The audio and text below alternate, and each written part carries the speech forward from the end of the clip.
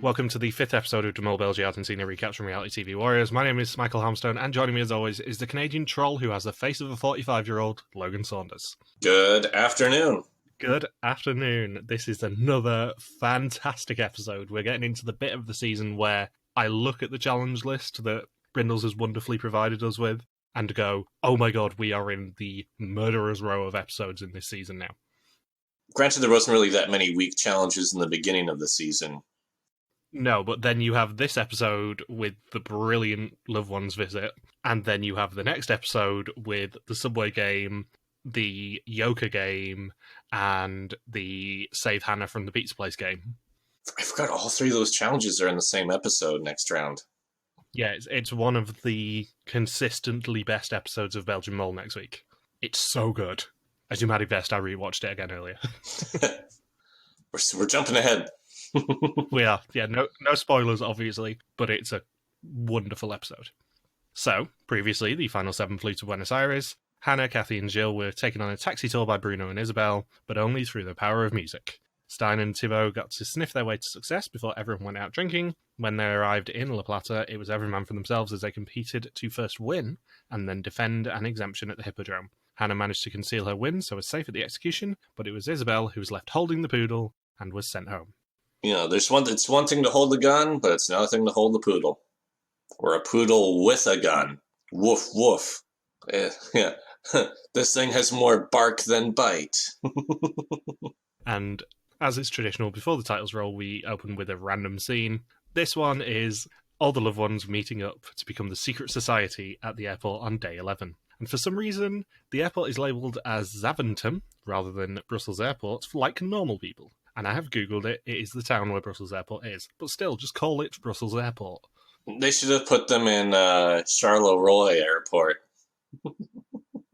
You get the choice of any Ryanair flight you want. And sorry, Stein's girlfriend, you didn't check in early enough, so you don't get to put your bags on the plane. The great thing about flying Ryanair is that just like at the start of this season, nobody who's flying Ryanair knows exactly where they're going, because they could be aiming to go to Buenos Aires, but actually they end up in Quito. That'd be the longest Ryanair flight ever. Oh god, can you imagine? Ryanair is the one that tried to charge to use the loo at one point, and they also tried to get standing seats included before they were told that that is not just illegal, that is very illegal. Very illegal, aka dangerous. Just to try and fit more people on the plane, they wanted to get rid of some of the toilets and also install standing seats. And I'm pretty sure we've mentioned this on the podcast before, because seriously, we both hate Ryanair.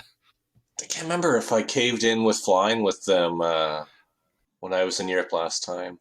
No, I think we discussed it, and you said I'm never flying with them again. They're awful. Oh shit! No, I did fly with them once on my last trip, not too long after the Belgian Mole finale, I think. The Belgian Mole finale? That doesn't sound familiar anymore. What's that? Yeah, it's not like we're spoilers recording this on the day of the Greece Belgian Mole finale and going hot for them when we're not there. We were just talking before the recording, going, yeah, it's been a weird day because we should be in Antwerp right now with Logan horrendously flirting with Davy again, and it's just not happening. Jesus Christ! Just wait till next season. That's all I'm saying. I am gonna go in on that joke. I think I may have flown Ryanair. Yeah, I think it was, because which other airline would I be flying with to land? Because I landed in Charleroi Airport. That'd be Ryanair, wouldn't it? I can't think of what other carriers would be at the Charleroi Airport. It is a very Ryanair thing to do, to fly to Charleroi and claim it's Brussels. Yeah. So anyway, we meet all the loved ones. We meet Kathy's brother David, Thibaut's girlfriend Lean, Bruno's girlfriend Sarah, Gilles' mum Else, Hannah's nerdy boyfriend Tim, and Stein's forgotten girlfriend Charlotte. And they laugh for some reason about there being so many men left. I don't know why that's so funny. There's more men than women. Isn't that a real knee slapper? Oh man, they're gonna freaking pass out from laughter once they see the Mexico finale. Oh. What? 3 dudes in the finale? Do you even women? So, At the start of the proper episode, Papa Bear announces at breakfast on day 12 that it is the loved one's visit today. But before that, he wants the two candidates who enjoy eating and drinking the most, and doesn't even give them a choice. It's Bruno and Thibaut. They say it's DaCosta's choice, and Papa Bear replies that DaCosta's choice is holy. And they drive themselves to the city centre for their challenge. Why was it chosen for them? I don't know, because we see this in episode 6 as well. It's very rare anymore, at least, that Belgian Mole does this, where it's DaCosta's choice. They always give people choices now. Because that's impacts your ability to figure out who the mole is if you're not with the mole. You got to have that option to control your destiny a bit. Yeah, because in jumping ahead slightly, in episode 6, Hannah becomes the woman in the iron mask, basically, and gets taken to the pigeon cage without any choice. Well, just think of it this way. I mean, spoilers for next episode in case people haven't seen episode 6 yet, but we lose Thibaut and Bruno back to back because those guys are never given a chance to be in a group with the other four a lot of the times. In fact, a very common trio for being in a lot of challenges together is, especially starting with about episode 3, is Hannah, Jill, and Kathy. Because they had the taxi challenge together in the previous round, and then this week it's the three of them painting together. So Papa Bear takes Bruno and Thibaut wine tasting. They get a lesson on wine tasting from Inez, who's a sommelier. Later on, they will have to identify an expensive Argentinian wine instead of cheap ones. What they don't know is that their lunch is being prepared by their girlfriends down below. They have a choice of what to serve their boyfriends, and if the boys identify the food as being prepared by their girlfriends, they will earn an extra €1,000. And Lean says that if there is anything that reminds Thibaut of her, it's soup. When you eat soup, think of me. He just gets a bowl of soup put in front of them and he just starts crying like, oh God, I miss my wife. What do you miss most about your wife, Thibaut? Oh, her soup. Tomato soup. Mm-mm-mm. Tomato. Ooh, hot verdama.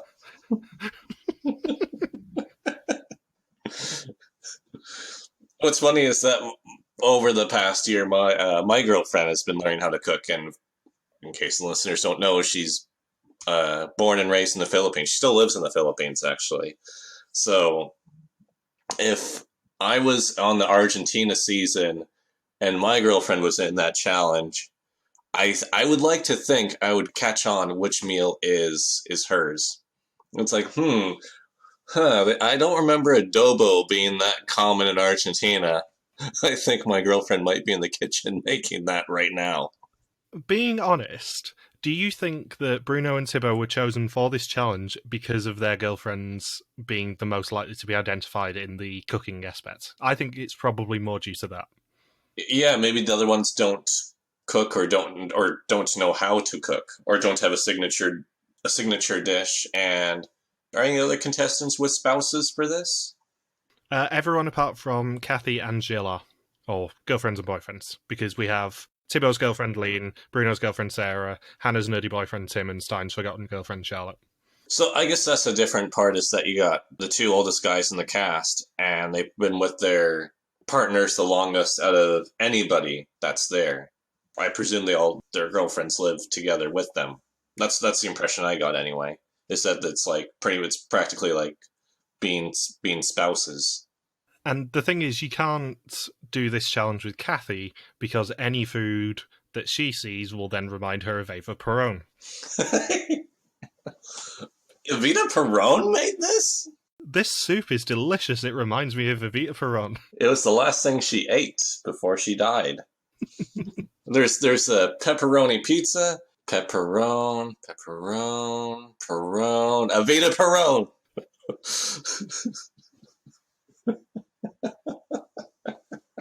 Can you imagine just every meal with Kathy? We are running this joke into the ground and I love it. I cannot tell you how much this joke makes me laugh every time. I'm such a child. It shouldn't be this funny, but the problem is that Kathy is such a weirdo that it's brilliant.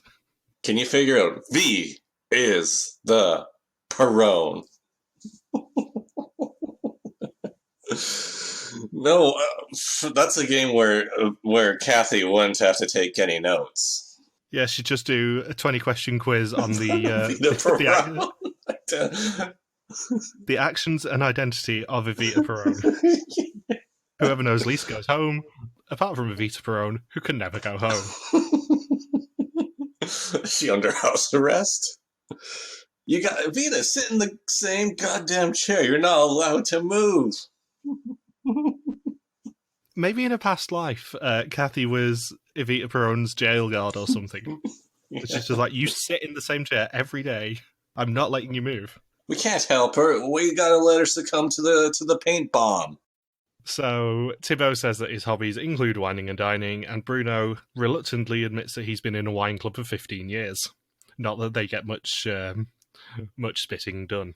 And Lean says in the kitchen that Thibaut's plan would be to share the money with the group in part if he won, and then another part with his children. And even if you didn't know that Thibaut was going this episode, you start getting a hell of a lot more Thibaut in this episode, and you go, maybe he's going home. When you think about it, through the first 4 episodes, we don't really see that much of Thibaut. No, I was having this conversation with Bindles earlier when we were discussing this season, because for the first half of this season, there is only one person in this cast, which is Kathy. Everything goes through Kathy in this first 4 episodes. As soon as you switch to episode 5, it becomes more Gilles' story, especially this episode and the next one. The next 2 episodes are incredibly Gilles-centric. Mm-hmm. And I can't remember whether that kind of switches again in episode 7 or not, but especially the first 4 episodes are framed entirely around Kathy and Kathy adjacent. They never cover anyone apart from Kathy as the centre of attention in those first 4 episodes, and then it just switches in this episode to Thibaut initially, because he's going home, and Gilles. The next 2 episodes are very Gilles heavy. And then you can argue that for the last couple episodes, it's just for the eventual final 3. Yeah, I can't remember for the life of me what episode 7's story is like. I obviously know who goes home and everything, but I've not rewatched it in years, so I can't remember too much about episode 7. But it's just so weird watching this back and going, these first 4 episodes, there is no one but Kathy. The next 2 episodes, there is no one but Gilles, apart from a little bit of Thibaut, reminding us of who he is before he sods off. And then after that, it just becomes, who is the mole? It's really weird.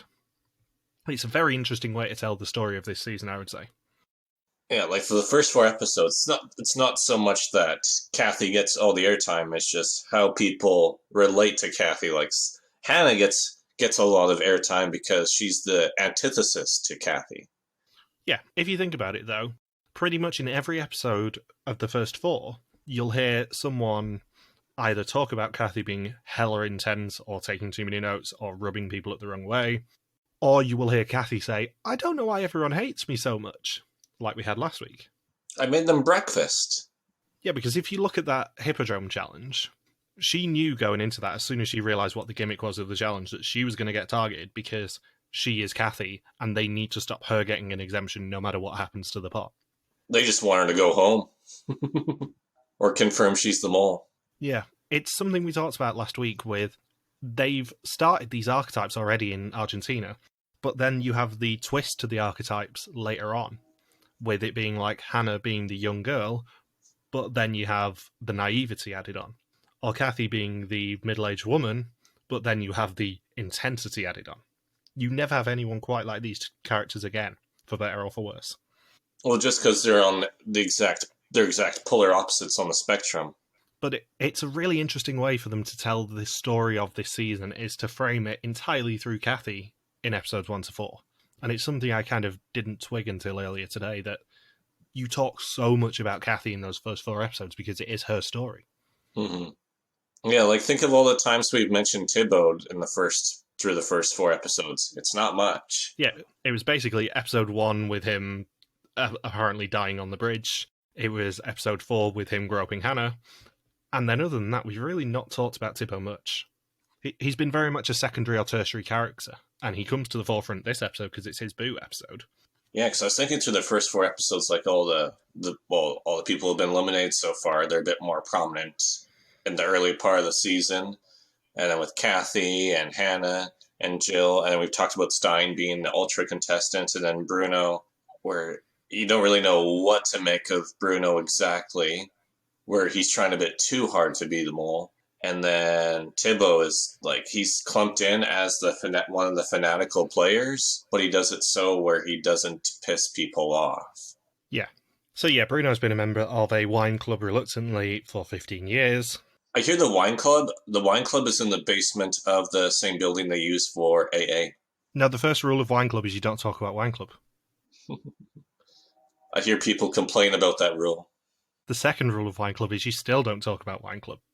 So yeah, I just had a note at the start of this challenge, which is, surely Bruno is a terrible choice for wine tasting, because if you've ever watched Hell's Kitchen, you'll know that it is a thing that when they do a taste test challenge, anyone who smokes is terrible at the taste tests because they have no palate left. Bruno is the worst choice for this challenge of anyone. It's all on Thibaut. Yeah, basically he has to rely on Thibaut because he has no palate left if he's a smoker. Which actually makes it more interesting that they included him being a smoker last week. Maybe Jills didn't want them to earn that much money after all. Which one, DaCosta or Van Boel? I guess both. Papa Bear. I'd sort of guessed as much. I was joking. So Papa Bear gives them 4 wines, one of which is actual garbage and worth less than €2 a bottle. There are 2 okay ones, and one which is a proper wine at more than €200 per bottle. If they pick the expensive one, they will earn €2,000 for the pot. If they don't, then their wine tasting, which costs €2,000, will be taken out of the pot, and whatever they choose will be served at the loved one's dinner that evening, even if it's the actual literal garbage wine. It'd be funny if they showed how the garbage wine was made, and it's a guy stomping on actual garbage being squeezed into a juice. No, it's the foot wine that was in US Mall. I was thinking that challenge of that too. They've just kept it ever since and brought it over, especially for this challenge. It's the same bottle. Yeah, they've just kept it in a cellar for 15 years. Al's foot has aged like a fine wine. So the first wine that he serves is about €20 a bottle. The second wine is the cheapest bottle they could find in Buenos Aires, which is a wonderful description. Literally, we've scoured Buenos Aires and found the cheapest bottle of wine we possibly could. And it retails for €1.50 a bottle. What is it made of? How do you get a bottle of wine with high alcohol content for €1.50?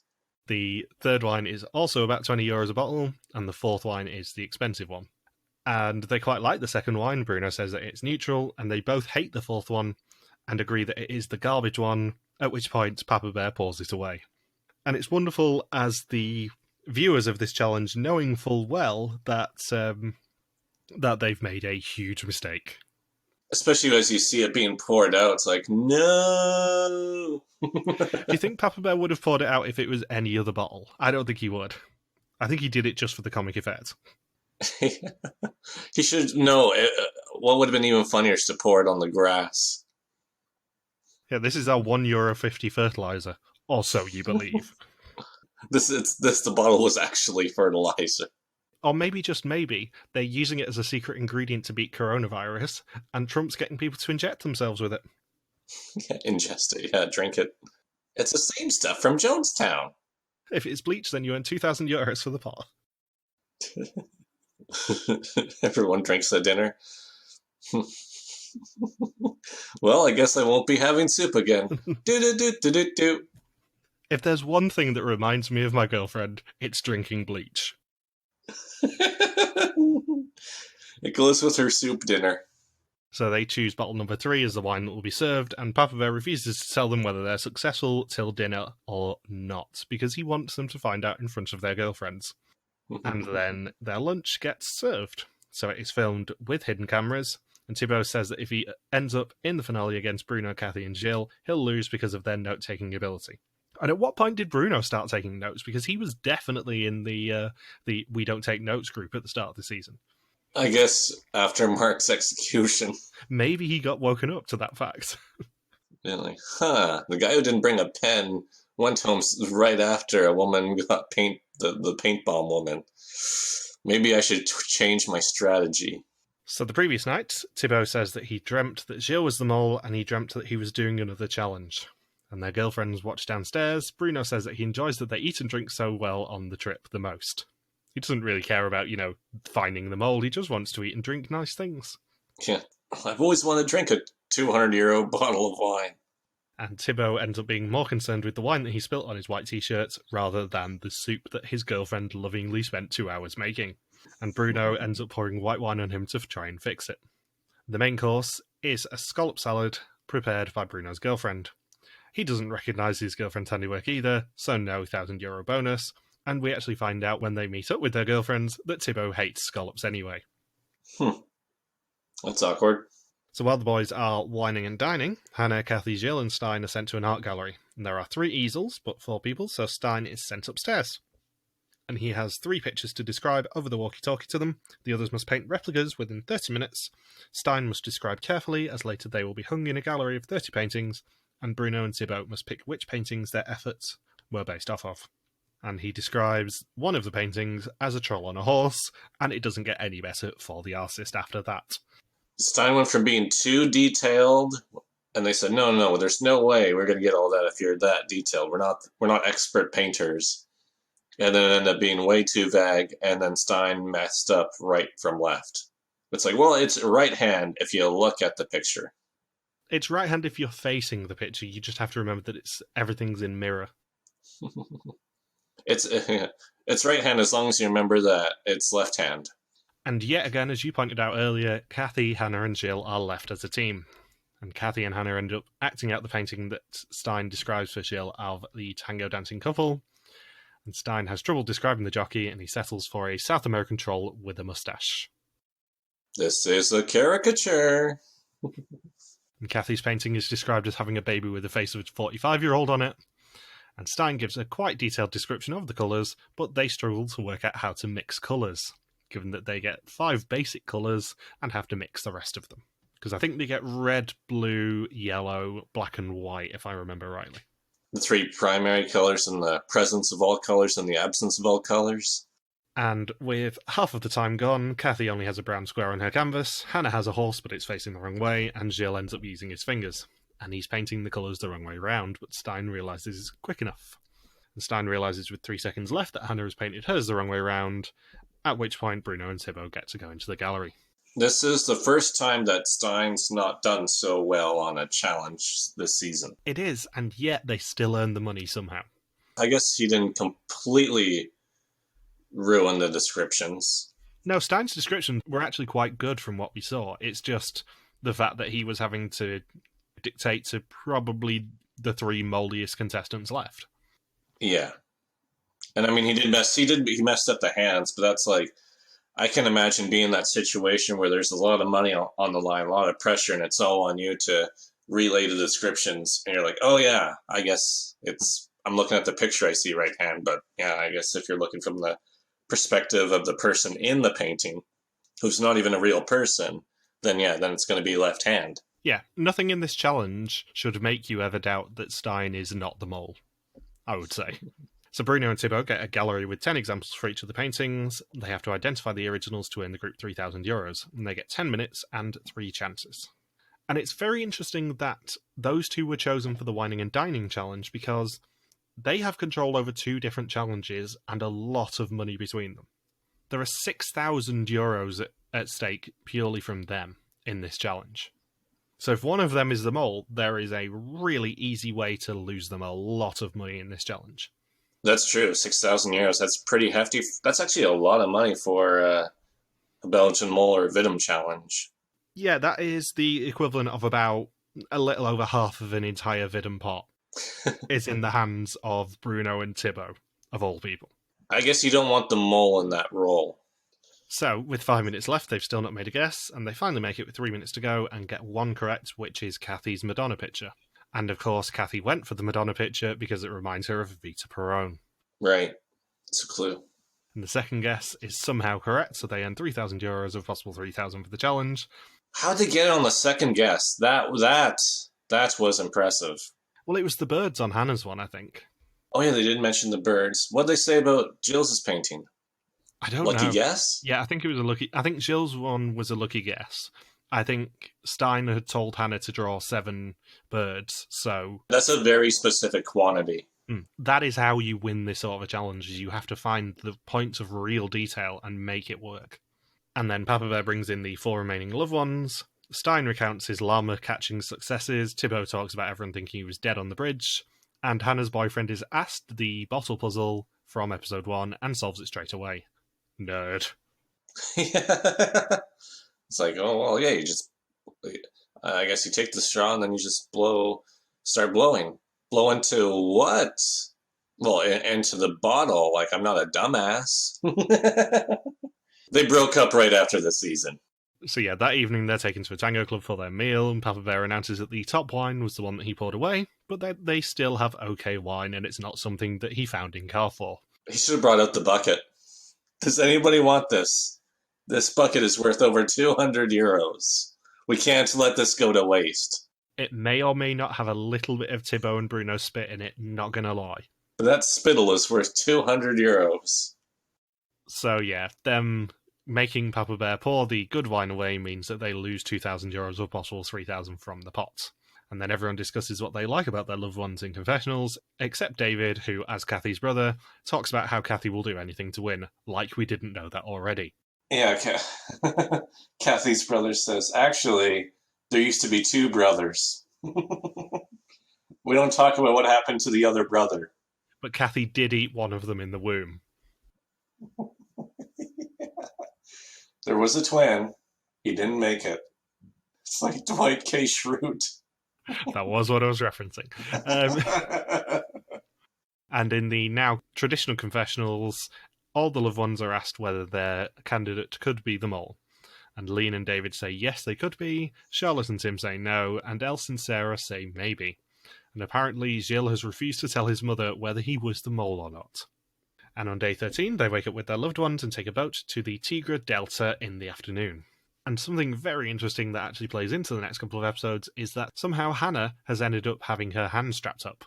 Maybe she tried to make the soup, or she got really carried away with tango. Speaking of which, Stein, I did not know Stein could tango. I don't remember Stein tangoing. Wasn't that him that they show at the end of the tango scene? No, it was just the experts, I think. Oh, the guy looked like Stein. Okay. I was like, oh, that's Stein doing the tango with his girlfriend. So, Papa Bear takes them to an abandoned holiday park and announces that yet again someone could leave the island with an exemption.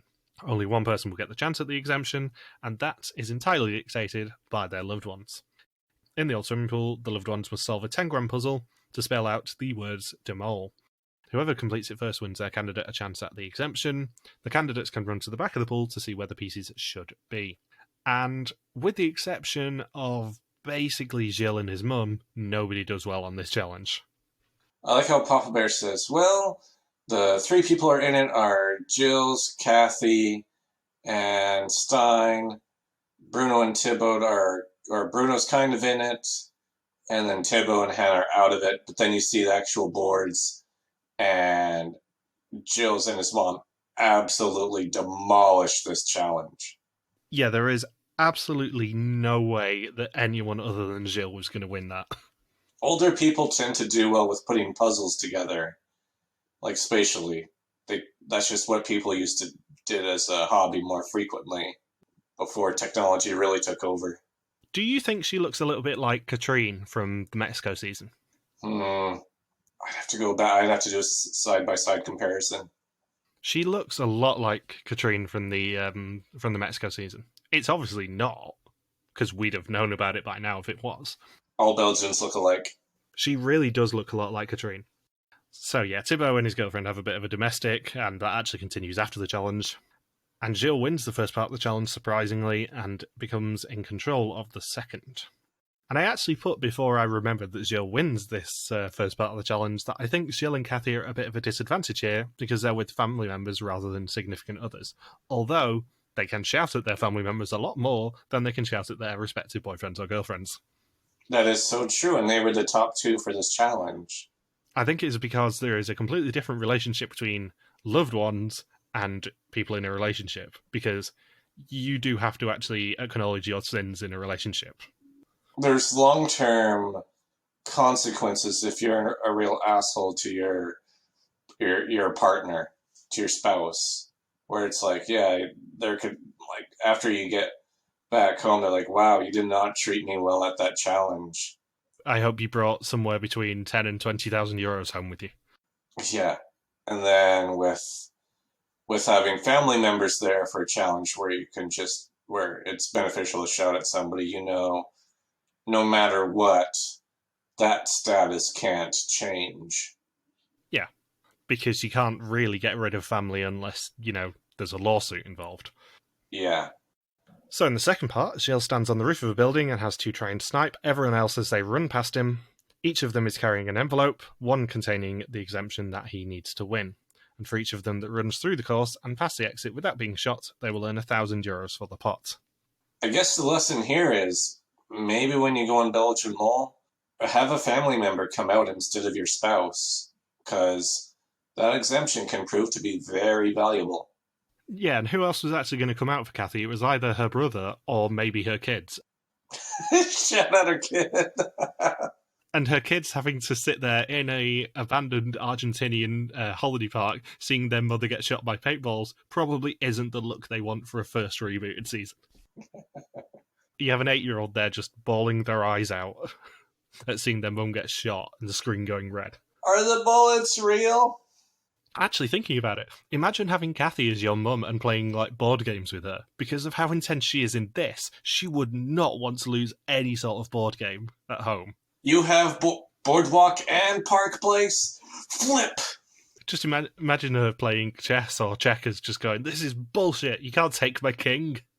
You said checkmate, but you never said check before. This whole game is ruined. You didn't even sit in the same seat at the coffee table the whole time. You shifted over one chair when Grandpa came into the room. What is that? How am I supposed to keep track of everybody? Do you like seeing me this way? So Stein is obviously the first person to go in the course, and he runs headfirst into a tree and then gets shot. Is he George of the Jungle? George of the Jungle, watch out for that tree. Oh. Hot for Dama.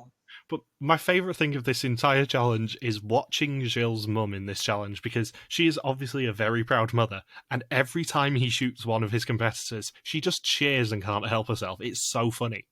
Way to go, honey. Way to shoot your friends. Way to rip and tear until the job is done. I've never been so proud to see my boy handle a gun like that.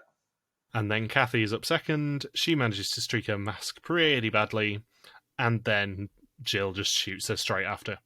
This is one of those rare paintball games where it is over super quick because Gilles is a sharp shooter on that paintball gun. I will say that the only time that anybody succeeded when it was Bruno's turn, he was the only one to use the strategy that he did. Everyone else, you could argue, used a pretty bad strategy where they stopped every few feet, which allowed Gilles to realign his gun, probably send out a few paintball shots that didn't make the edit due to time and get his aim down and just wait for the person to come out and know how to adjust really slowly during their brief sprints. What Bruno did was he ran the entire time so Gilles could not stop to refocus where the gun needed to be. Gilles wasn't allowed to take a break, so he had to keep shooting wildly, not being able to focus or concentrate on his accuracy. Yeah, and it's pretty bad if you think about it on paper. Bruno is probably the biggest target of the group here, because, yeah, obviously anyone in that position would aim for Kathy because they just want to take her out and stop her winning anything. But Bruno is definitely tall, and he's definitely quite wide. And he's not that fast. Well, like when you see Stein move, Stein is like Speedy Gonzalez when you see him go. If you, on paper, just looked at these people, you would probably guess that Bruno is the most likely to get caught. But because Bruno sprints, Bruno cannot get caught. And that is the only way to win this challenge, I think. Yeah, just don't stop because, never stop stopping. Never stop, never stopping, yeah. Yeah. Because, Gilles just couldn't reload, or maybe not even so much reload, but there wasn't like, oh, this person stopped. Now I know exactly where to point my gun for when they come out and to make very subtle movement. If somebody just keeps running down the whole time, you have to just keep firing and firing and firing and not knowing, not being able to have a frame of reference for your accuracy in little sections. Yeah, and the other problem here for Kathy in particular is that because the paintballs were red, that reminded her of Casa Rosada. Casa Rosada is, of course, the presidential palace, so that reminded her of Evita Peron. She was just distracted and got shot.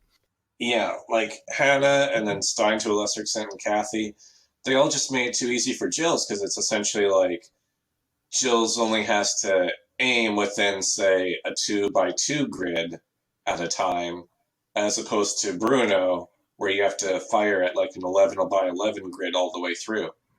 Yeah, Bruno surprisingly had the right tactic here.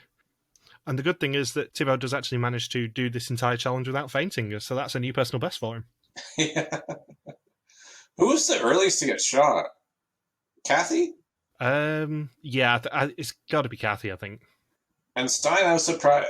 Stein made the same mistake that he did with the Switch challenge, where he was right by the end, and then he just didn't really move. It's like he freezes up or chokes. I think Stein in this challenge probably had an issue with the fact that he ran headfirst into a tree and probably had a bit of a concussion.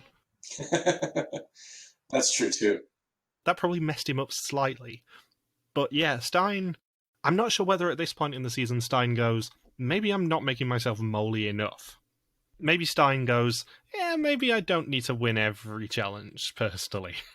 The thing is, though, is that by that point, I mean, no one's going to say it to his face, but it's like he didn't accept the fact that no one was ever going to think he was the mole for the rest of the season. Oh yeah, I'm not even remotely defending his tactic. I'm just saying that if I were Stein, that's probably how I would think at this point in the season. Like, I've done quite well. I've earned a lot of money personally. I think I need to take a step back and try and, make at least somebody suspect me. How often do you think people change like their one or two suspects once it gets down to 6 players in the game? Other than like your suspect being executed? I think, as Bruno said a few episodes ago, you need to get to the point where you are pretty locked in on someone soon. But what's usually the standard rule of thumb? Once you get down to 5, once you're down to 6 players, you should have 2 suspects. And then once you get down to 5, you should probably be down to 1 suspect. I would say, depending on the group, you can probably get away with waiting until Final Four to be down on 1 person. Final Four, you definitely need to be down on 1 person.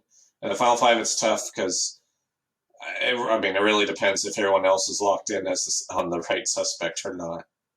Yeah, weirdly, it kind of matches the rules that we had for the Greece suspicions list, because we started off with having 3 for the first 3 weeks, I think it was, and then the next 3 weeks you could only have 2, and then at Final Four you had to go down to 1. So I think that kind of roughly matches where you should be if you're a player, at least in an average season. Obviously, there are things that impact this. If you have a really sneaky mole, you're probably not going to work out who it is until Final 4 or Final 3, maybe. If you're on a season where only 1 person works out the mole, Final 3 ain't guaranteed that you're going to pick the right person. On a really easy season, like one of the Dutch ones a few years ago, where everyone worked it out from episode 2, you need to lock down pretty sharpish to survive. But on an average season, I'd say you can get away maybe up until about week 3 or 4 for 3 suspects, up until about week 5 or 6 for 2 suspects, and then at Final 4, you've got to lock it in. So with Dutch Mole, was there, like, the contestants themselves all knew who the mole was by week 2? Well, all the audience definitely did, but it was one of the more obvious moles. This isn't the sort of season that we're going to cover because it wasn't the best season anyway. It certainly wasn't my favourite one. But yeah, it was a pretty obvious mole, and I was locked in on that mole from like week 2 or 3. Yeah, well, who's been the most obvious mole so far in Belgium mole? I guess the Mexico season, where was it the entire Final 5 all locked in on it? 5 or 6? No, Pascal wasn't actually. Pascal was still on the wrong person at Final 4. She went home not knowing who it was. Well, she was on Peter, but she changed her mind because of the whistling. She did have Peter before the whistling, I thought. I'm just trying to think. Who was the last person to go home who didn't suspect Elizabeth? Oh yeah, I think Elizabeth probably, because definitely Axe and Bass were on her. Yuri was. Yuri was, yeah. I think most people in Belgium kind of lock in about final 5 normally. Who's fifth? Kat was 5th. Did Kat figure out it was Elizabeth? Was she the last person to go home without figuring it out? I can't remember. I can't remember if she was too close to friends with Elizabeth that she didn't suspect it was her. I don't think she suspected her. I think she was the last person to go home without suspecting Elizabeth.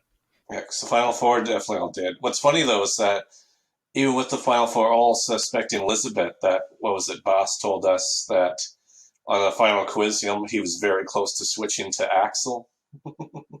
So yeah, Bruno is the only person to get through, so they earn €1,000 of possible 5,000 for the challenge. Thibaut, Hannah, and Kathy all have empty envelopes, but Stein's contains the exemption, and Gilles is safe at the execution. And that gives us a total of €2,000 of a possible 11,000 for the episode, and 27,000 of a possible 68,000 for the season so far. That's not bad. It's not bad this episode. Remember what you just said when we record next episode. Oh, right, because it's the Subway Challenge, the Pizza Hostage, and the Passwagen debacle. Yeah, they don't win anything next week, do they? So, at the final dinner with their loved ones, Gilles' mum said she wouldn't influence him, but half an hour later was giving him advice on who to suspect. And before the test, they say adios to their loved ones and nearly leave Gilles' mum behind. Yeah. And it is now time for the test. 20 questions on the identity and actions of the mole. Whoever knows least goes home, apart from the mole, who can never go home. Gilles is also safe this week due to his exemption. Bruno says that Thibaut influenced him at the wine challenge. Hannah also says that Thibaut is constantly somewhere on her list. Thibaut's taken Stein off his list despite him being young and dangerous. Kathy says that it's weird that neither Bruno or Thibaut recognise their favourite food. Stein says he told Kathy her painting had no legs, but she painted legs and feet. And Gilles says it's nice to have the exemption, and it's nice for his mum to know that she can go home and that he's safe for 2 more days. And Bruno thinks that he's on the right track. And Papa Bear rubs the salt in by saying they underperformed this episode, adding only €2,000 to the pot. Either they are getting a bit tired, or the mole is beginning to be on good form. And at the execution, Hannah gets a green screen before Thibaut is next to go home. I guess his instinct was wrong. I thought he had it figured out from the second episode. From the first episode. From the first episode, yeah. He said in test number 1 that he knew exactly who it was and that it was Ruth. Spoiler alert, it still wasn't Ruth. Jill is shocked because the most fanatical candidates usually go far. Hannah says that she had fun with him, but he always pushed the boundaries a little bit. And then, if this was a later season, they would have accompanied that quote by the image of him groping Hannah last week. But they didn't. At least they didn't include the image of Mark groping Hannah. Yeah, but Mark did it at a safe distance whilst cocooned in his sleeping bag just to be safe, because he was around Jill, and he didn't want to give him any ideas. This was pre-sleeping bag Mark. But it's not because he's gay, he just does this around any other guys. Safely cocooned in a sleeping bag. And Bruno says that Thibaut was a really nice guy. And Thibaut says he's not that disappointed to go home, but he is a bit surprised. And Papa Bear said he was always confident. Stein describes him as the Inspector Morse of the group, always looking for clues. .. Hashtag Thibaut no mole. We should note that when a contestant is described as fanatical on the season, it means that they're in possession of a pen. Yeah, in this season at least, as long as you have a pen, you can be described as fanatical. Looking at you, Mark. So next time, Hannah is trapped in a pigeon cage, Bruno and Kathy row on a lake, Papa Bear offers some yokers up, Bruno overeats, Gilles has to run, and everyone gets put behind a 2-way mirror. Prepare yourselves for the best episode of the season next week, because it is a really good episode 6. It's too bad we can't talk about the mole's actions quite yet, because this was when we interviewed Papa Bear, this was a big topic of discussion when we were interviewing him, is with things that went on the next episode. Yeah, something tells me that the next episode will be a rather major topic in a few weeks when we do the last episode of the season and actually talk about who the mole is. Yeah, because it's a case study on what happens when a mole makes a mistake. Yeah. So have you got any last words for Thibaut before we send him to the Mexico coffin in the sky? Do you think his girlfriend broke up with him after realizing that he was not a fan of her cooking? I think they probably had some quite blunt conversation when he got home, especially as they were basically shouting at each other in the swimming pool. I guess it showed. I like how he asks for the smaller plate of food, and then she's like, "Yeah, he's not a big eater." It's like that's a that's a good lie, Tibbo. Way to go. That is a good lie. You know what, honey? I am just not a big eater. I'm gonna take this really small plate. I'm just not a big eater. I'm not going to lie, I have done that before. You know I am a big eater, and I have done that before when the food was horrible. Not with a loved one, thankfully. It's basic politeness, and especially if you're with your spouse too, and they go through that effort of cooking for you, you're not going to say, "Yeah, I'm not a big fan of this. This wasn't very good." You have to say things like, "Oh, thanks for the meal. I'm just going to grab a smaller amount." Oh, it reminds me of one quick story where, because my sister usually makes the birthday cakes for everyone's birthday. And there's this one time, or a couple times, where she experimented with making vanilla cakes, and they didn't taste the best. And yeah, I just had the one piece because I usually have like 3 pieces or more. Or they're like, "Oh just finish off this cake," and then I just had the one piece. I'm like, "Oh yeah, I had a lot of food at dinner, with with like chips and salsa or the salad and other stuff." And then everyone just pauses and they're all like, "You don't like the cake, do you?" It's like, I guess if I go from 3 pieces down to one for a birthday dinner, that kind of telegraphs how I feel about the cake. Unless it's pie. Pie, everyone knows where I stand with pie. I hate all pie. I won't be hanging out with Charlie Parker. I'll say that. Richard Parker. Was Thibaut at the finale last year? Yes. Yeah, he was. I know I'm going to ask this for everyone, but I can remember all the final 6 apart from Kathy were. Well, Kathy's still in Greece. Yeah, Kathy definitely wasn't there. I think everyone else in the final 6 was. I couldn't remember whether Thibaut was. Thibaut definitely was, because he's very distinct looking to me. Yeah. I remember Bruno was. Stein, I think we had a conversation with. Hannah, we definitely did. Gilles, we definitely did. And then Kathy wasn't there. Booba wasn't there either. No, not this time. He was going to come this year because he heard you wanted to meet him, but sadly, coronavirus put a stop to that. I'll never meet Booba. Just ring your boyfriend up. I'm sure you can get his number. David. Hey, Booba. You'll never know how I got your number. I'll give you a clue. You might be able to hear him in the background. Anyway, thank you for listening to our Mol Belgie recap. We'll be back next time to continue the hunt for the mole in Argentina. Don't forget you can contact us on Twitter, Facebook, YouTube, or Instagram, where we are RTV Warriors, or you can email us at contact@rtvwarriors.com. Logan's on Twitter at Logs2Kwaki, and I'm MJ Harmstone. See you next week. Peace out and just chill till the next flavoring.